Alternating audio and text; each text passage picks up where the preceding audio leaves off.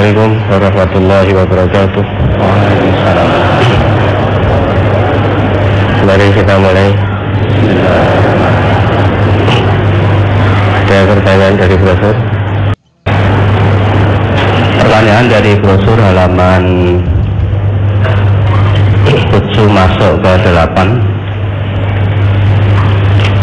An Anasin alin Nabi sallallahu alaihi wasallam qala inna izamal jazai ma'a izamil balai wa inna allaha idza ahabba qauman ibtalahum faman radiya falahu ridha wa man sakhita falahu sakhatu.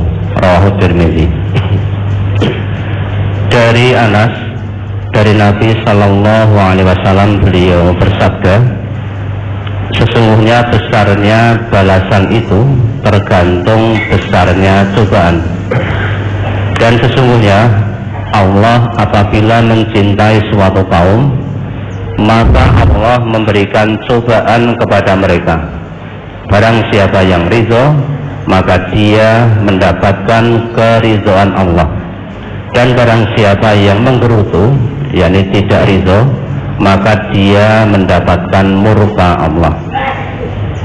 Pertanyaan, bagaimana jika ketika di awal cobaan seorang hamba sempat mengeluh akan cobaan yang diberikan Allah, kemudian di pertengahan dan akhir cobaan itu, kemudian dia ridho akan cobaan itu, bahkan bersyukur karena di balik cobaan itu ternyata ada hikmah yang terbaik untuk kebaikan akhiratnya.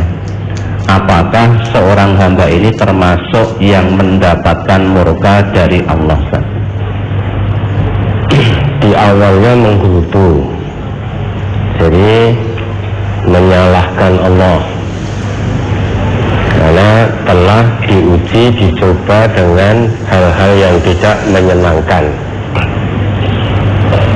Misalkan sakit, namun alhamdulillah seiring dengan berjalannya waktu semakin sadar, hatinya terbuka, dia tidak lagi menggerutu, namun lebih meningkatkan kesabaran dan bahkan bersyukur,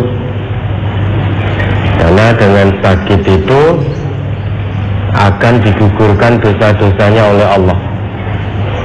Kalau memang demikian halnya, insya Allah hamba tersebut tidak akan mendapatkan murka. Ya, alhamdulillah di tengah jalan sadar, karena menggerutu, mengeluh itu kan tidak menyelesaikan masalah.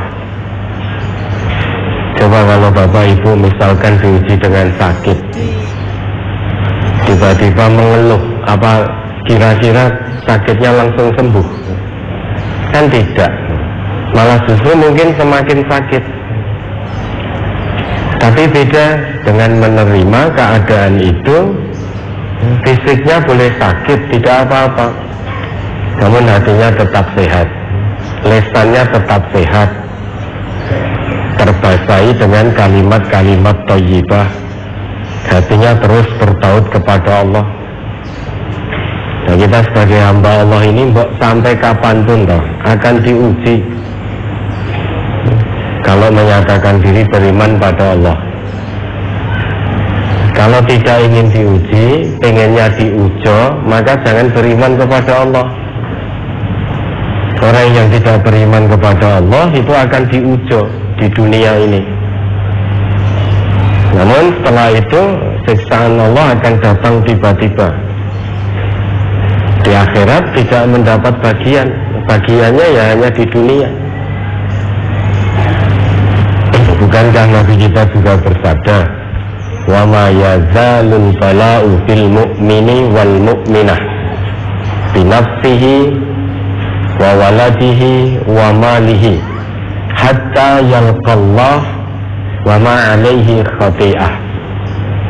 Akan terus menerus yang namanya ujian itu terus menerus akan menimpa hamba Allah mukmin laki dan mukmin perempuan. Ujian tersebut bisa menimpa pada dirinya sendiri, bisa menimpa pada keluarganya, bisa menimpa pada hartanya.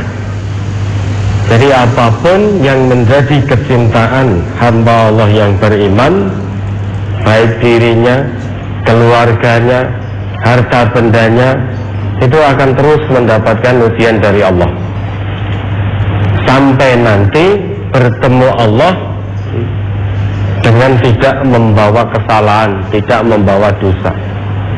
Dosa yang digugurkan oleh Allah dengan catatan sabar. Karena Nabi dengan tegas ngendika, ajaban li amril mu'min, sungguh menakjubkan perkara orang yang beriman. Kok bisa menakjubkan? Inna amrahu kullahu khair. Semua perkara orang yang beriman itu akan menjadi kebaikan. Walaisa dzaka li ahadin illa lil mu'min. Dan hal ini tidak akan didapatkan oleh setiap orang, hanya akan diperoleh hamba-hamba Allah yang beriman. In asabathu sarra syakara fakana khairal lahu. Kalau ditimpa ujian berupa kesenangan, syakara, dia bersyukur, tidak menjadi sombong, tapi bersyukur menggunakan nikmat yang Allah berikan sesuai dengan fungsi yang telah Allah tetapkan. Itu satu bentuk kesyukuran terhadap nikmat yang Allah berikan.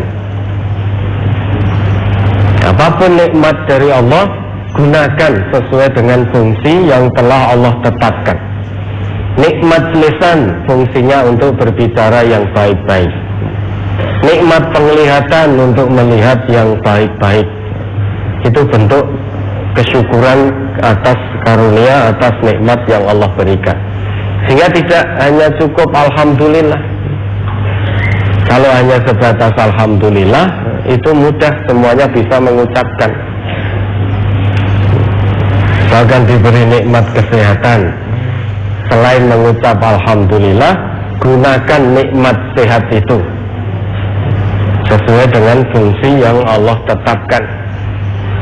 Itu bentuk kesyukuran atas nikmat. Dan kalau itu bisa dilakukan, baik baginya syukur itu.